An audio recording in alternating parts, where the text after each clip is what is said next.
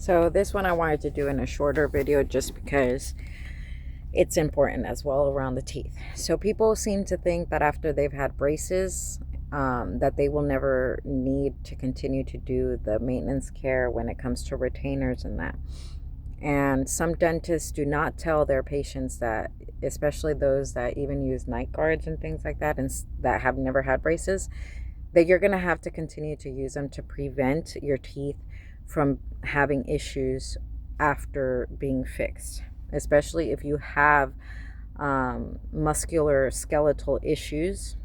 Um, at least my experience with my muscular and skeletal issues is that you will always need to use them, because essentially for me, even though I don't have molars on this side, this entire side has no molars, both on top and the bottom.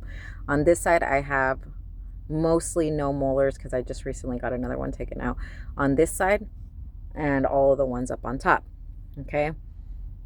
For me, it's not separating my teeth. Despite this being like this for over 5 years, it's not separating my teeth, because since I was a little girl, my teeth are moving forward because my bone density is getting smaller and my jaw is getting tighter and tighter and tighter. So for me, they're still piling up against each other. Okay, this is why cleaning them is very important to me, because essentially it will cause a lot of issues in those areas. Bottom, same thing. However, because I recently had an abscess, these had to move forward.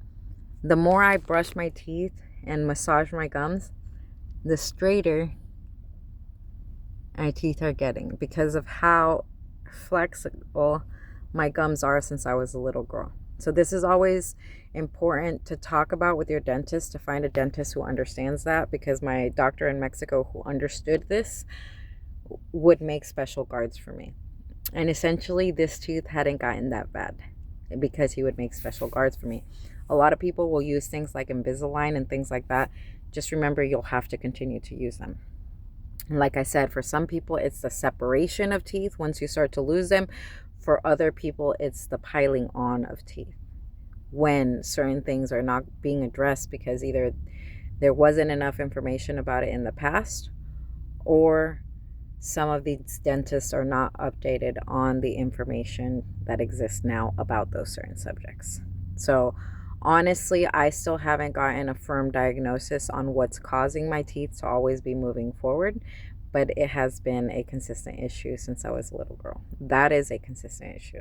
Not the other stuff I was talking about in the other video, but that in itself has always been a consistent issue. And I have always, not always, but since I was about 16, have always used night guards, so that I am not dealing too much with the biting of my tongue or the teeth moving on top of each other, because back then my mouth was full and all my teeth were there, but essentially my teeth were still moving forward. And this one used to be like right under this one, like it was right on top of it. So just keep that in mind, that a lot of those things, and it wasn't like that after they had done the surgery for these to come down. It became like that, I think, when I was like 11 or 13. And then when I was 16, they took me back to the dentist and they started to repair that shit. But it wasn't a huge noticeable thing. And for me, my smile has never been... I've never been embarrassed of my smile despite those aspects. So I didn't fight for getting braces. But if you did have braces, keep in mind that that expense is one that needs to be valued for life, because essentially you only get one set of teeth. You know, you can keep repairing them, you can do a lot of modern things, and you know,